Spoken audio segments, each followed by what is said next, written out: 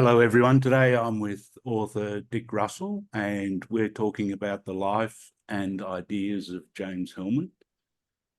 And specifically, we're talking about volume 3, Dick, which is Soul in the World. And it's the volume 3, the last volume of the trilogy of the life and ideas of James Hillman. So welcome.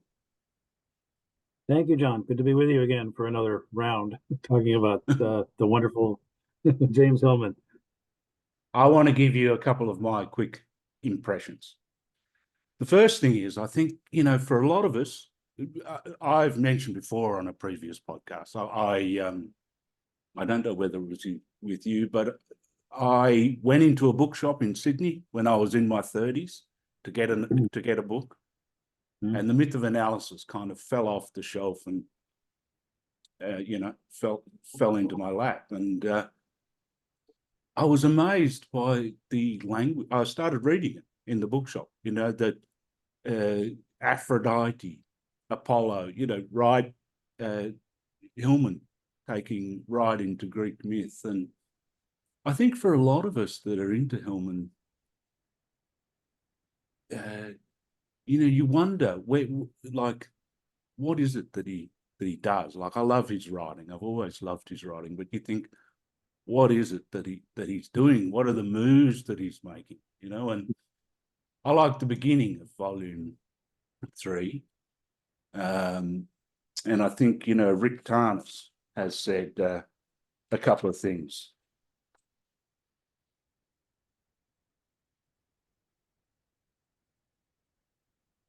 Tarnas says that James Hillman is both postmodern and ancient. He shows things in a new light and a new dark. And he shows the anima mundi in ways that haven't been shown before. And David Miller quoted the Zen story of the tea bowl that has 2 handles, and always pick up the bowl from the other handle. And he goes on to say that Hillman's great healing ability is to always pick up an idea or a fantasy or an emotion from the other handle. So I really like that. And I think for me, that one thing I've got from reading, like, I've been fully engaged in the books. Have you got sound there, Dick? I have. I've just lost the video for a minute, so I'm just trying to get it back. Let's see what happened. Oops.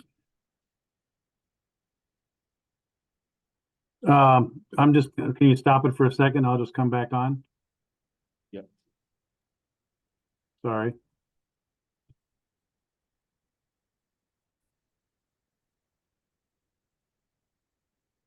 Yes, anyway, so what I was saying is, or what I want to say is, it's tremendous, your biography of Hillman, and it's been important to me.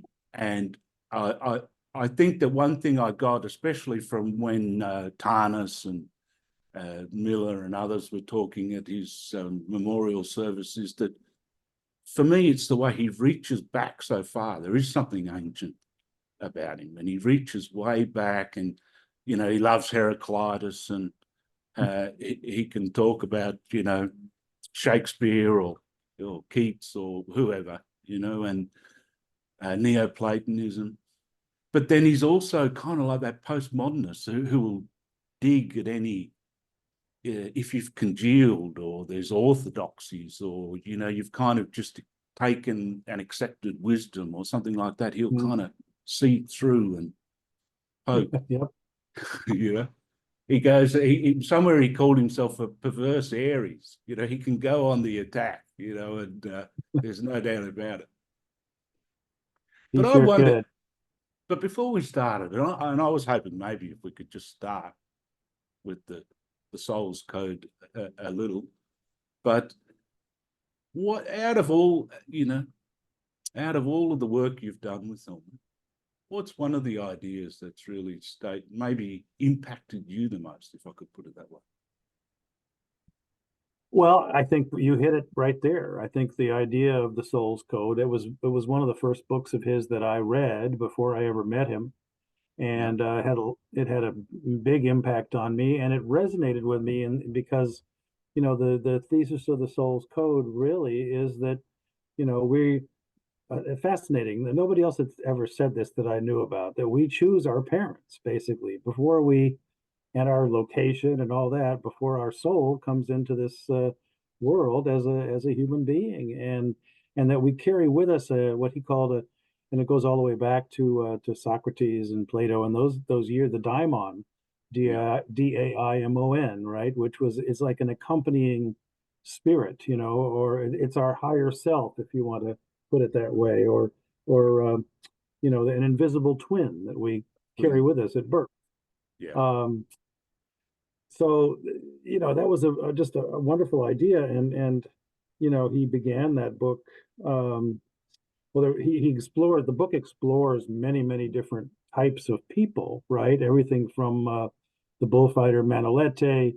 yeah, um, if you recall, he describes Manolete as hiding behind his mother's skirts when he was a little boy. yeah, And why? Because, his daimon knew, his soul knew that he was going to actually have to face these huge bulls and become the greatest bullfighter in the world. That was his destiny mm, if he could fulfill it. And of course he'd be hiding behind his mother's skirts when he was a kid, mm, because the child doesn't want to face that mm, yet. mm, And then he spoke of it about himself too, where he said, when he was in third grade, his handwriting was his penmanship was the worst. He just he could barely read it. And again, was that because he had this mountain of books that he was going to have to write in later years? Anyway, I'll just leave it at that for the moment. But it yeah. is just, and I can certainly relate to it in my own life too, if you want to talk about that. Well, I think it gets to, you know, there's a couple of things about Soul's Code. It gets to some of his thinking about therapy too, because it's kind of like a lot of people might think, you go back to the parents, you fix things in therapy, or Right. you try to do all that. Whereas I think with Hillman, it's kind of like this whole idea that, uh, well, either the daimon is awakening you, or you're trying to awaken the daimon, but it's not. It's a different view that he's got altogether. Yes, it's beyond the developmental. It's beyond just talking about a psychology that, okay, let's see what happened when you were 10 years old with your mother or your father, or your brother. And yes, those things happened, but really there's something bigger going on. And you are being, driven in a particular direction. He called it the acorn and the oak. The how the acorn grows into the oak eventually, sort of evoking this picture of childhood and trees, right? Which is, we all know is marvelous as well. And he said also the peculiarities and um, and pathologies of children are Mm. very important to look at. It's not just, oh, this wondrous person you're going to become someday, but what are those things that are kind of in there from the beginning of your childhood that leads you where, obviously you make the choices as you grow, but um, you grow down. He talked a lot about that. You grow down into the earth. I mean, into your soul's uh, coming to fruition. To get your feet on the ground, and to live out of that. Yeah, And exactly. there's kind of, one of the stories I like is Sayuri Menuhin, who went to a recital with his parents and said that he wanted to, uh, could he get a violin or whatever, and they gave him like a fake toy violin, and he was disgusted the fact that it wasn't the real, Yeah, it I wasn't the remember. real thing, but it Yeah, was yeah, it's so strong in him.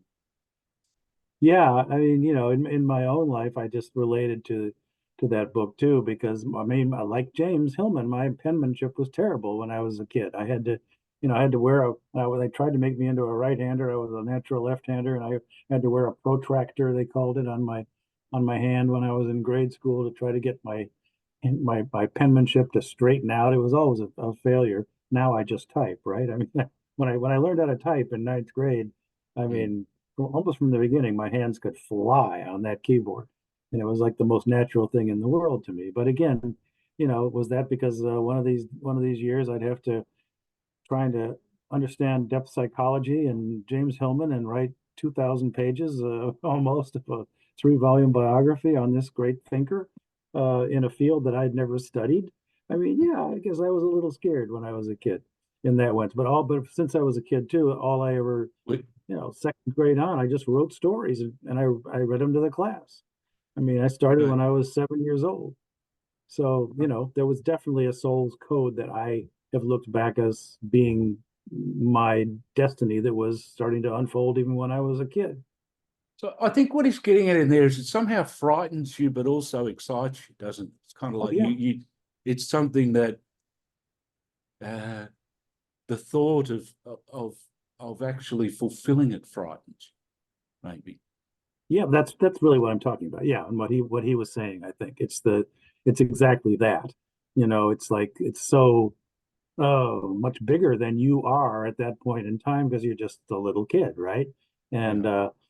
Um, so yeah, I mean, he was at the time he wrote the Soul's Code. He was almost 70. He turned 70 when it made him famous. I mean, he'd been nominated for a Pulitzer Prize when he wrote Revisioning Psychology in the 1970s and everything. But and even again to this day, he's not a household word in America. He's much better known in Italy and Japan, as a matter of fact.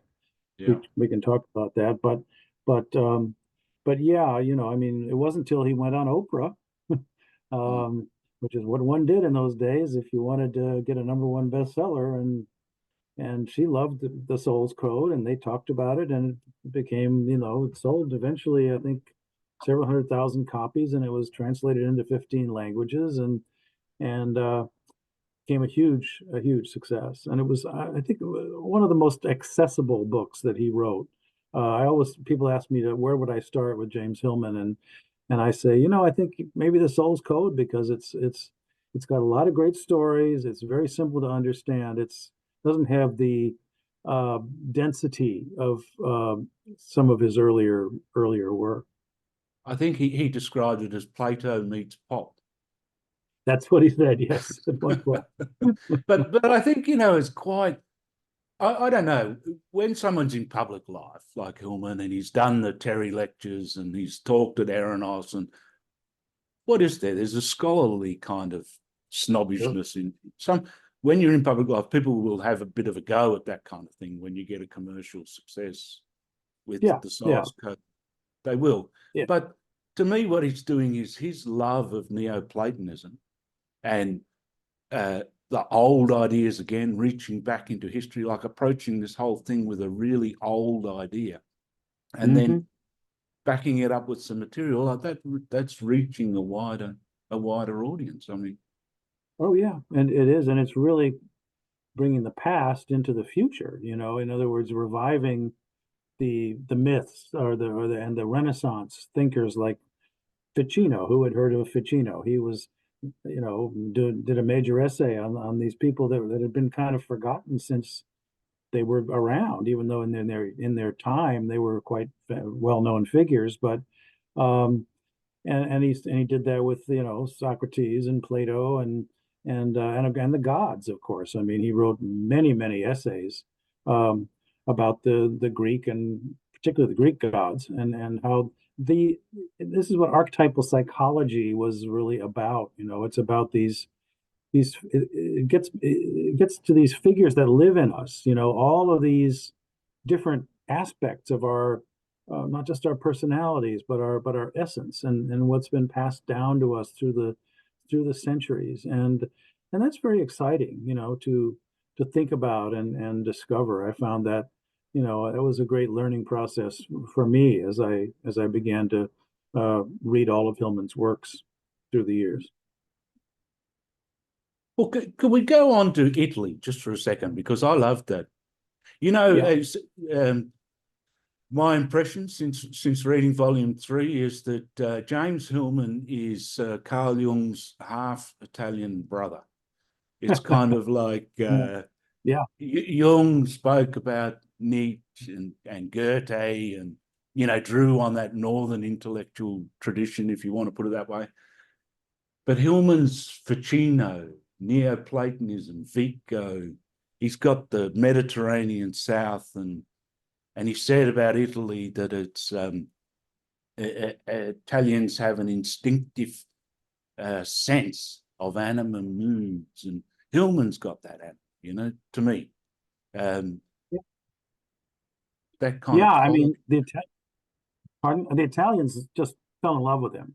He started all the way back in 1973. I mean, he traveled to Italy quite a bit when he was in his younger years, Yeah. and eventually, I remember there's one letter he wrote to his first wife, Kate, where he was at Lago Maggiore, Lake Maggiore, where he would eventually give all these lectures as the psychologist at the Eranos gatherings that Jung had started back in the 1930s. But when he first saw it, he wrote to Kate and he said, "This is where I'm going to write my immortal novel," because that's what he wanted to do when he was younger, right? Of course, he did end up being an amazing writer, probably the best writer on psychology that we've ever had, although Freud and Jung were very good too. Yeah. But yeah, he gave a lecture back in 1973 on let's see, it was Ficino, Vico, and what was the other one? Plotinus, Mm. and how they were the precursors of archetypal psychology, as he Mm. had defined. And the Italians just, suddenly the Italian audience realized that, wow, we don't have to get into all this northern stuff. In other words, um, we have it right here in our culture, and we can explore that. It was very exciting to them. I mean, and most all of Hillman's books were translated into Italian. He was given the medal. Is a hit there. He basically, isn't it? He's a big hit. Oh, huge. Wherever when I traveled there, and I went there to interview a number of people about Mm. him. I have a long chapter in the book about his relationship with Italy, Yeah. and yeah, he won he was given the medal of the presidency, which is a great honor. Gorbachev bestowed it upon him in a Yeah. town called Rimini in the Yeah. early 2000s. So yeah, he really found a home there, and had a great publisher, Roberto Colasso, Many good and friends. Many good friends well, from Italy. many good friends from Italy. Um, so it was, below the Alps, right? That Yeah. his type of psychology took hold, and I remember Sylvia Ronquet, who was a scholar who discovered him and was a professor there. She ended up writing actually the last book with him that ever came out. It's only in Italian so far, and it's called the Last Image. And she commented, I remember when I spoke with her about how, what really amazed her, blew her mind really, was that he would sit there and read Plato and Plotinus in the original Greek. I Right. mean, that's how scholarly he was, as well Mm. as just being in so many ways just a wonderfully regular person. Yeah. I think that's one of the things about Hillman is that he's rearranged how I think about scholars and intellectuals, because he's lively. He's not dry like it can get a bit dry sometimes, scholarship, whereas he's got that kind of lively Italian passion, and he's talking about style and taste and Yes. aesthetics. Yep.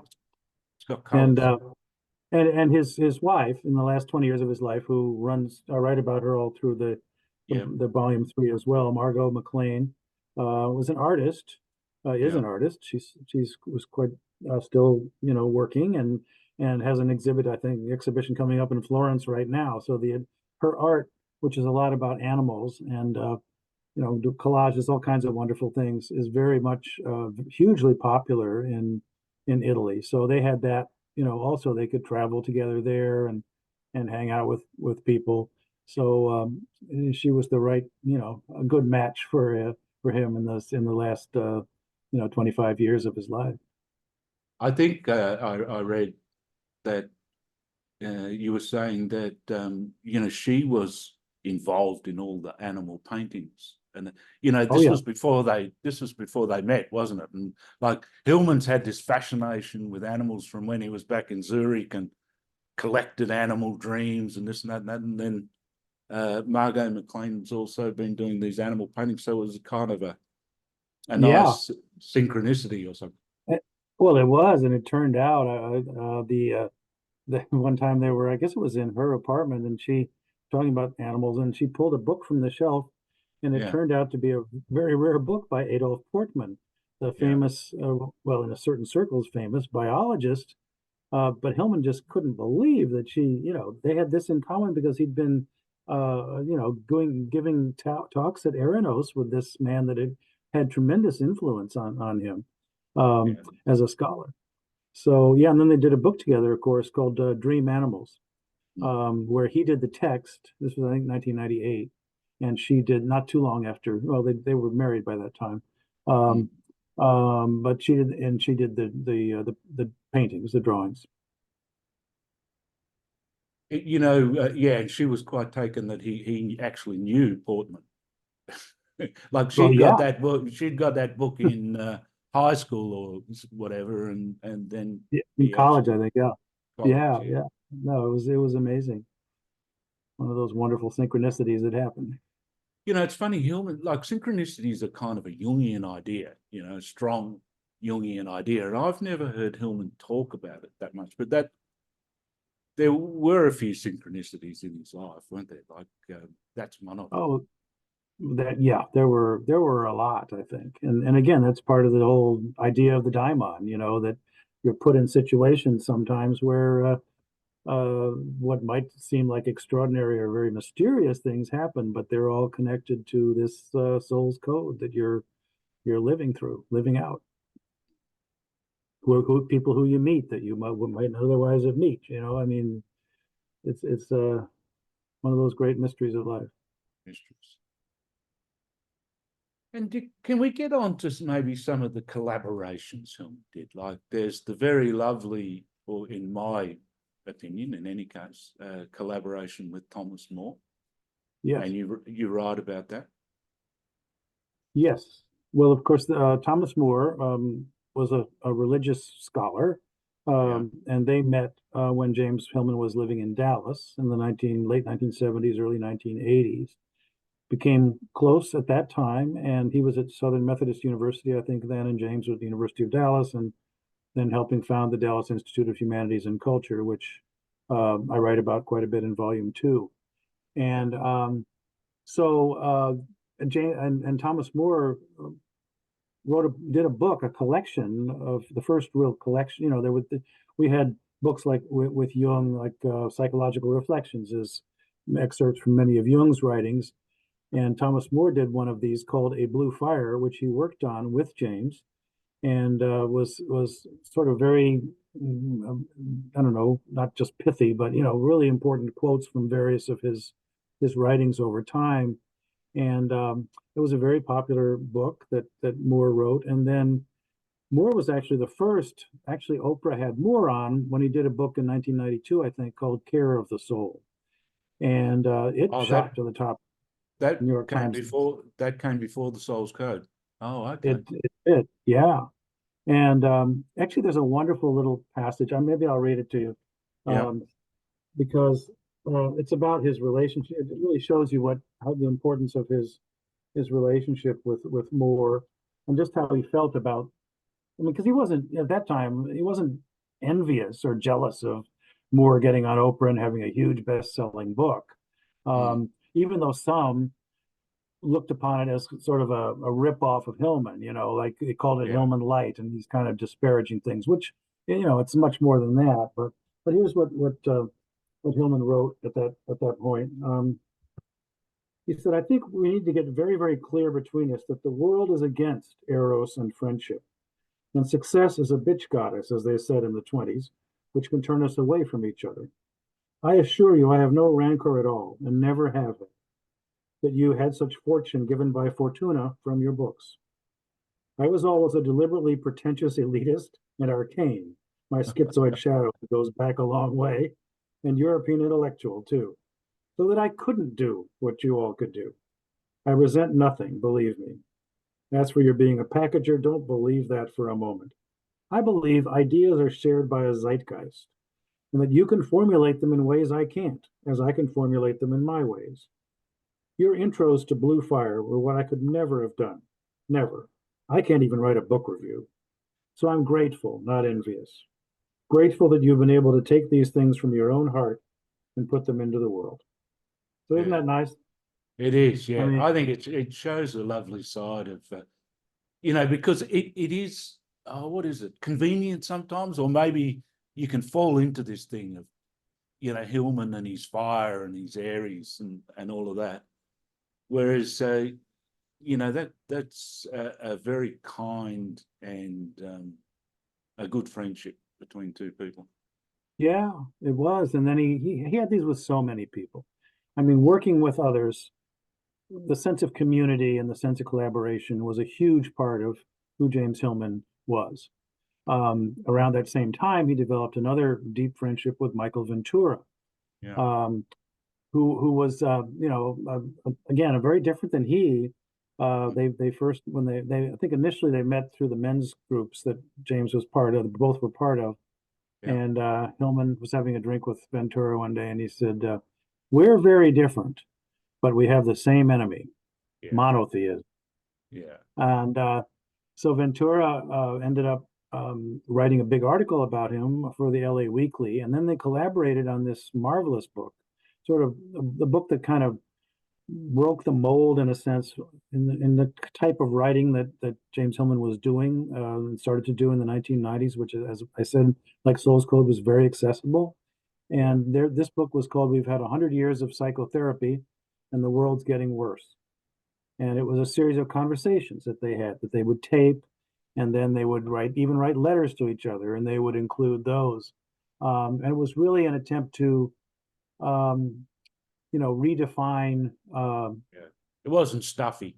It's kind of, but it's loose, and they're shooting from the hip. Yeah, And again, some people might have a go at that, but I think it definitely attacked psychology. I mean, it I know did. people that don't like that book, and I suppose if you're a therapist, you'd be ringing up your bank manager or something and saying, "We've got to get this Hillman guy off the street."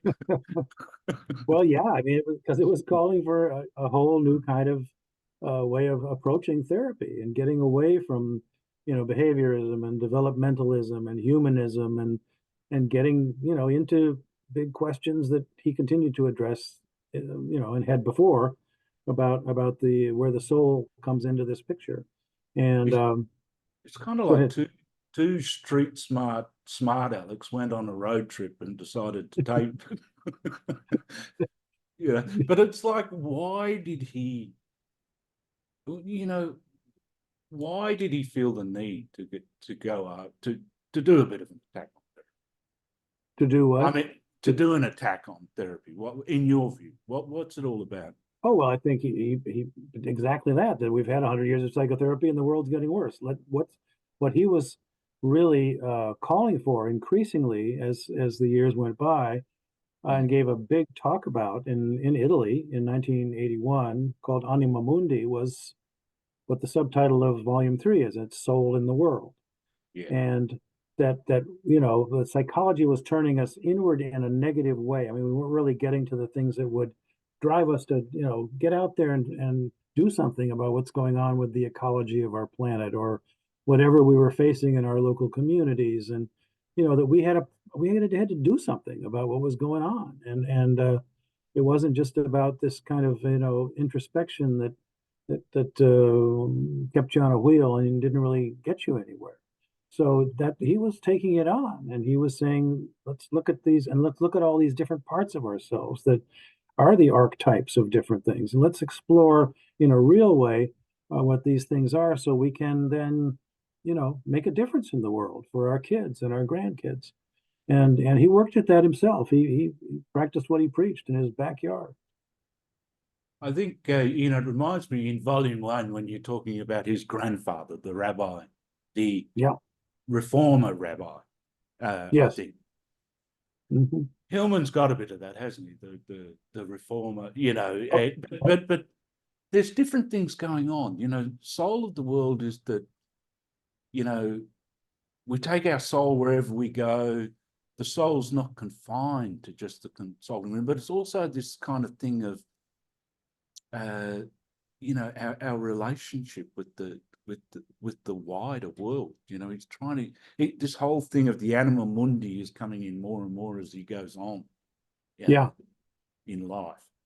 Yeah, exactly. And also on the subject of collaborations, I write about in that chapter how he was very, some people have accused him of being, patriarchal about or whatever, but he with Spring Publications, which he had for many many years, he introduced some of the great, psychologists, female depth psychologists of our time, and gave them a platform to write their books. People like Mary Watkins and Ginette Paris and Nor Hall, and I write about those relationships there because those were collaborations as well, and doors that he was opening for others to They all contribute to wrote this. books, didn't they? They all did. Yeah. Absolutely. Yeah. Yeah. I think, but, honestly, to say something, I think sometimes, though, that I think lesser minds than Hillman, like I know on one of the Hillman groups on Facebook or whatever, that, someone was saying, like people have placed Hillman as a kind of a Marxist or something like that, on the far left or whatever. And I feel it's about anima mundi.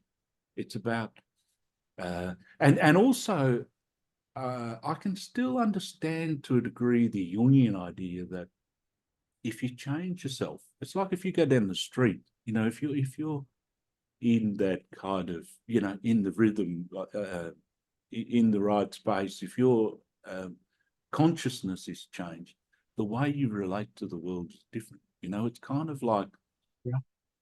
you change yourself, you do change the world as well. And I think sometimes lesser minds just take him as like he's a it goes back into the partisan thing. Like, it's Yeah. just one Well, thing I've picked up.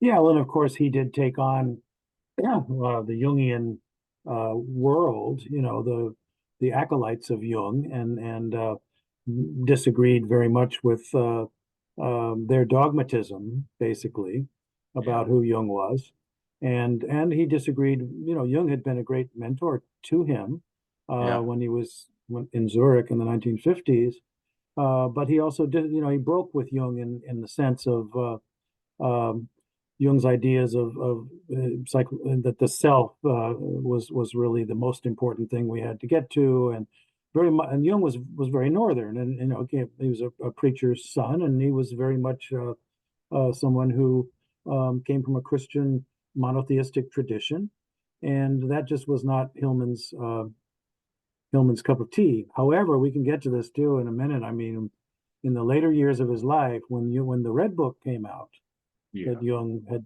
withheld for years, Hillman's view of Jung drastically changed. yeah.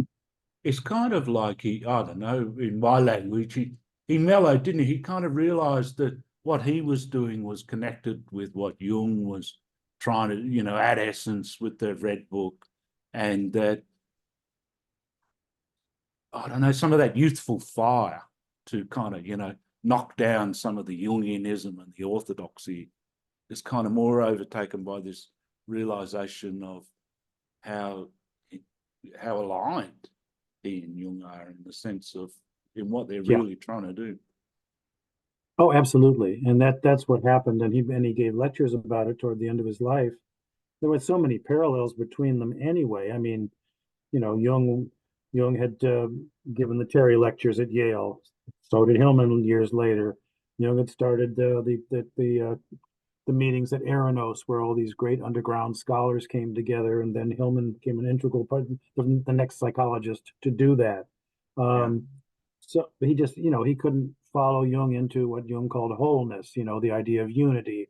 Hillman was very felt the importance of emphasis, but they both actually emphasized the importance of the ancestors, and there was a connection there. But then when a couple of things happened. I mean, and I write about this in that chapter about the Red Book, and Hillman tells a story of when he was at Jung's casket after Jung died, Yeah.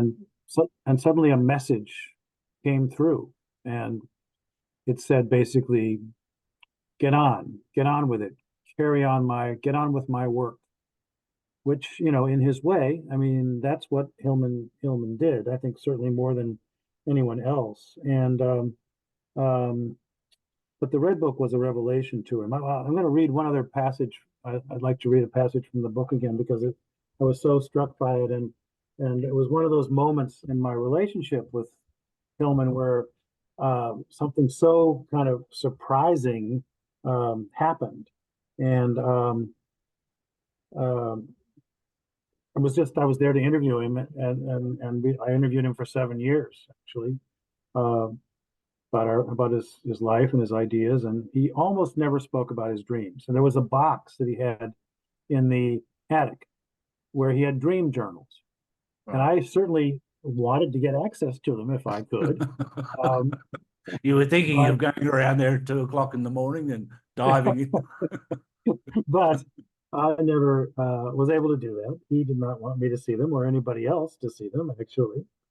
And so he was telling me this one day in 2007, recalling once phoning up, this again is the Soul's Code idea, this Kabbalah scholar, Gershom Scholem.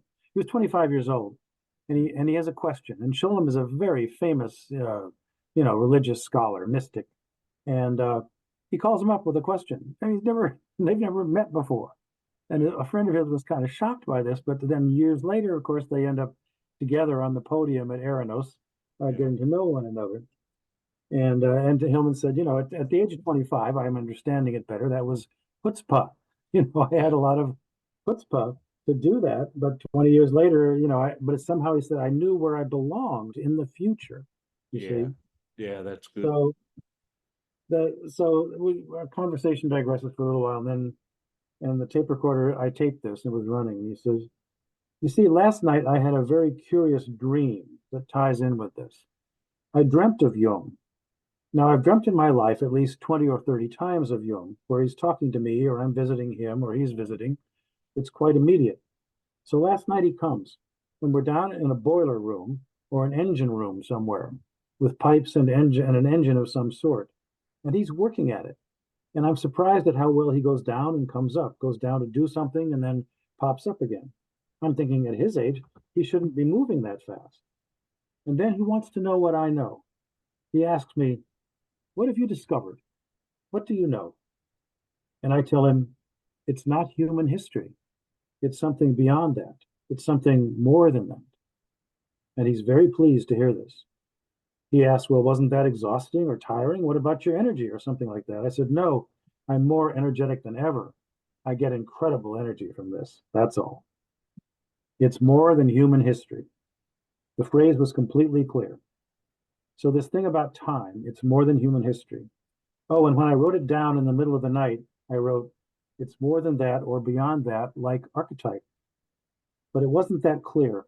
It's something other, beyond human history. It's enough to puzzle about for a long time. A long time. It's the And other it wasn't thing. that. Yeah, go ahead. Well, the other thing I was thinking about is he has a conversation late in volume 3 with Bell Hooks. Yep. They're doing an interview. And Hillman said, with a lot of conventional scholars, they're brought onto TV to give answers. This is one thing I like about Hillman, is that, I think, well, just finishing off with that, he was saying is that, but they don't take people further into the mystery and further into the questions kind of thing. And I think with Hillman, even though he's strong with his ideas, he's not a person that'll just try to give answers. He'll take you further. He'll change the way you think, and he'll free up your imagination if you sit with him for long enough or read him for long enough, kind of thing. So Yeah, he's well, kind of, it's all about imagination with him and mm, images. The word image and imagination are central to his psychology. And that's why when he saw the Red Book and Sonu Shamdasani, who is an important figure in James Hillman's life and helped, he was down and out. He was really nobody yet when James enlisted him in the 90s to do the research for him for the Souls Code with him. And yeah, Shamdasani was living in London. Shamdasani then was engaged with the Jung family. He was the one who got the Red Book published because Jung had not wanted it to happen during his lifetime, and he was afraid that it was so out there in a sense because he mm, was recounting conversations with these invisible figures like Philemon and doing these drawings of mandalas that were remarkable, but really pretty otherworldly, yeah, that people would think he was crazy, and the family was afraid to publish it too for a long time. But it was precisely those things, the fact that there's these figures that Jung was engaged with, and what he was envisioning imaginatively, that made Hillman realize, wow, we've been on the same page the whole time. I just didn't yeah. know it. Well, he kind of, what is it like this? Even though I'm saying Hillman's half Italian, with his Mhm. anima and his eros and all of that kind of stuff, but he's got that bit of that American poor rabble rouser, hasn't he? And Oh yeah, he carried that kind of in the beginning, from after maybe when Jung died, and he felt that institutionalization around him and that kind of, yes. calcification or something. But maybe one of the lovely things for Hillman is is as he got older, he could kind of drop that and just appreciate more how him and Jung were on the same page. Well, that's certainly one thing. Yes, I mean, and people have talked too about how, when he was in his younger years as a professor, he never tolerated fools gladly, and he would, sometimes really come down hard on students who said stupid things, Mm. but he mellowed in all those ways. I mean, that's partly what happens with age, I guess. But I mean, he was someone who kept.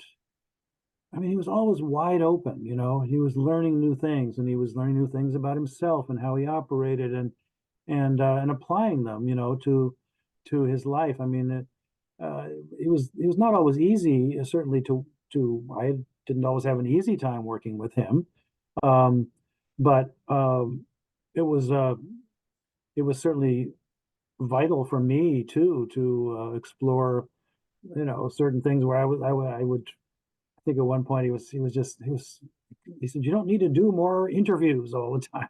You've got you, you've got Yeah, it. You start to digest what you have. But I was, maybe to avoid doing that in part, I was always out there trying to talk to the next person about him.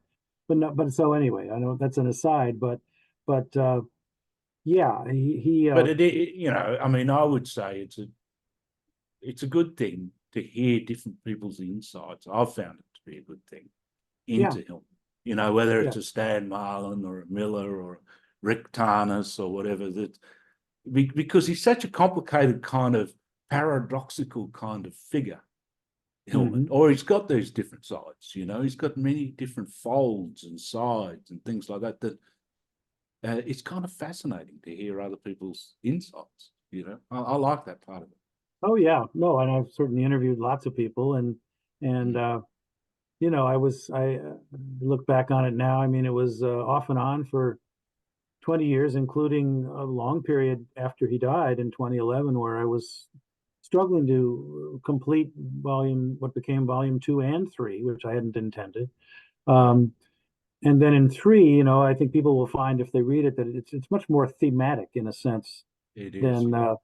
it still follows a chronology to a point, but it takes up different themes like family and each individual book, and then as we get toward the end, what was it like in his last years, and what was he? Uh, I found one of his books that was very meaningful to me was Force of Character Right. and the Lasting Life, Yeah. and this is about growing older, which is I'm 21 years younger than he, but I'm Yeah. certainly growing older too.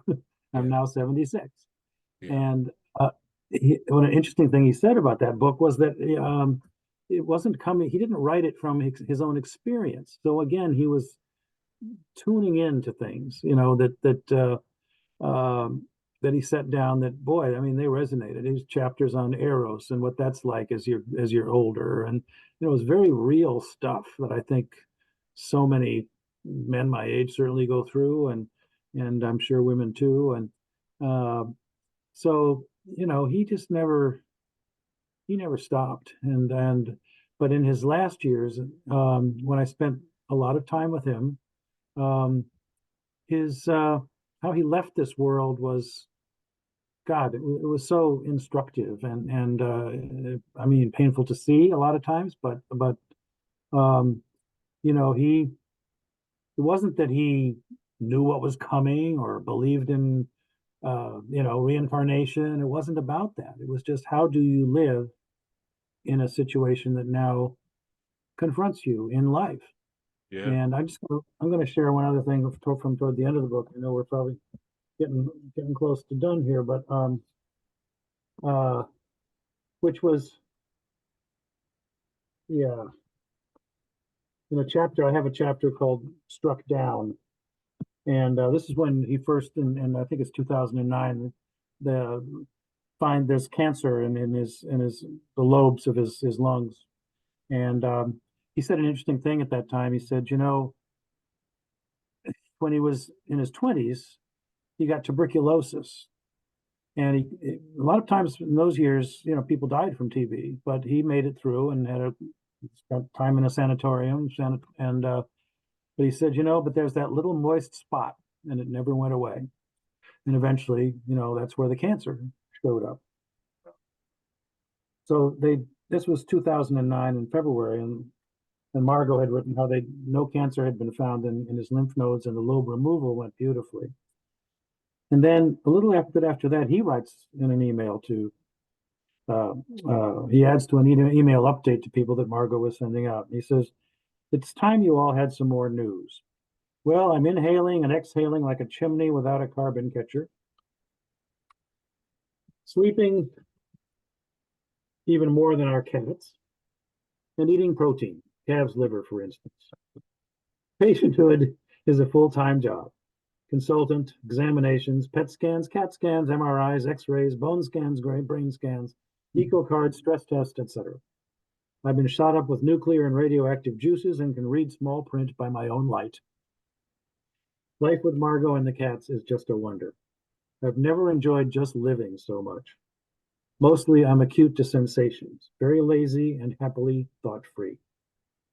Margot puts in an addendum, "Although he has definitely let a lot of unnecessary things fall by the wayside, he is absolutely, positively not thought-free." I think, like if someone had spoken about philosophy in life and psychology or whatever, and then died very unconsciously or whatever, it's maybe not a good sign. But to me, the way how conscious of it he was, and the way it was approached, is kind of it's a beautiful kind of story. I like how the whole It thing is, done. yes, and how he planned his burial in his last days, and close friends made the coffin, and different people contributed different things to it, and he was just, he picked out his burial plot years before, and so he was very, very conscious of what he was going through, and how he wanted things to be, and so it was a great privilege to be there with him to a degree in those days. And I ended the biography, as I say, is very wide ranging, and it's I think maybe the longest of the volumes. Well, the index itself had an incredible indexer, I should mention, named Ellen Kaplan Maxfield. She did a 100-page long index for this book. I mean, remarkable diligence, and out of her love for James Hillman, really. And so, he covered lots of different ground, his relationship with Japan and Italy, as we've talked about, and many different family, a long chapter about his family and his kids and all the things that they went through, and it wasn't always easy, and Yeah. for sure. Um, and You then the know, very end of go ahead.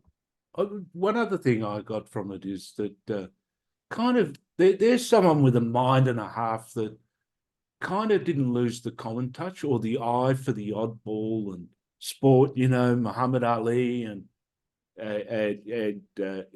so it's kind of like, and maybe with a good sense of humor. I think Hillman's got a good sense of humor, and again, that's a good thing for someone that's dealing with big issues, Oh, scholarly issues or whatever, where they can speak to people on the street. And that's another part of his kind of what is it? What I get anyway from reading is the Atlantic City boardwalk and the oddball and the carnivale, the Fellini-esque kind of yeah. thing. But he's kind of carried that. So he had those strange friends, Kenny with the one eye or whatever, who left it on the mantelpiece, and some of Well, he had lots of strange friends, and I have a chapter called "Unusual Friends," which is about and his and the those two. friendship with his barber, for It's just all going to those say years. Joe Landry. Yeah, Yeah, and with one of his close friends was a magician named yeah, Tom Werner, who used to do magic tricks, on him and with him, and yeah, and Kenny Donahue, he was a character out of a Don Levy novel, which is he had been in. So yeah, I mean, he just had a Jim Boltman was a bar owner in Indianapolis who happened to have a brilliant mind and loved all of James Hillman's books, and he would travel great distances to hear him give a lecture. And yeah, he owned what was it called, the Osgood Grub Company, I think, in yeah, in a little town in Indiana. So there was yeah, all these different people, that were drawn to him, and that he just took into his circle. yeah. The odd and the peculiar remain a part of it. And I Yeah. also like the things like the fascination with ties and the red socks and the orange cap and what was it? I think it's on the cap that there's no fool like an No, old fool, no fool isn't like an old fool.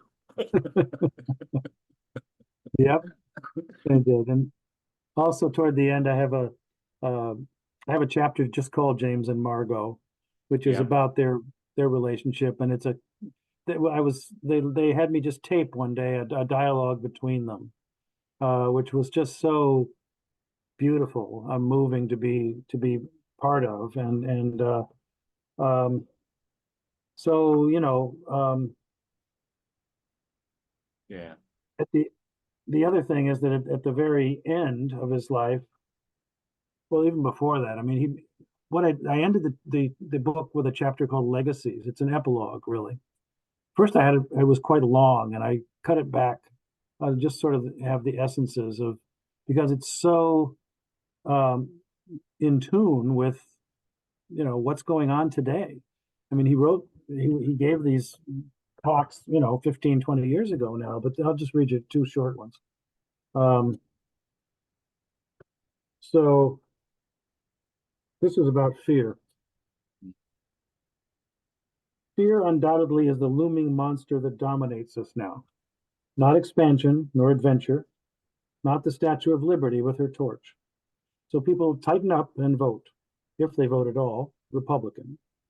As the nation divides against itself, but Lincoln warned against and warred against, a house divided cannot stand, we are afraid. We're afraid of losing whatever we have stored behind our walls, and so we are dominated by a no-risk behavior in an all-risk world. I mean, does that describe a lot of what's going on these days? that's yeah. I think so. And Um, and you yeah. finished with the dream that you had. Did you have a lot of dreams of Hillman whilst you've been? Oh, there's another thing. In terms of yourself, this has been, in terms of the soul's code and the daimon and fate and destiny, this has been quite a fateful entanglement that you just kind of. I think there's also one more thing in the book where he says this is going to take you years. It's kind of like, Yeah. but it has been an incredible.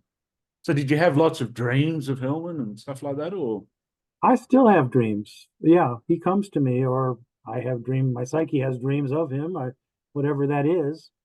Um, but yeah, I often have dreams about him, and I'm back there in his house, hanging out with him. And that's always wonderful to see him. What can I say? And yeah, there was a dream that I wrote an author's afterword, just a very Yeah. short bit Yeah. to the book. And I guess since you bring it up, I'll read it and maybe we'll. Yeah. Yeah. I jotted this down in 2015, a few years after his death is when I had it. I'm climbing a steep mountain with James Hillman and a woman just behind me.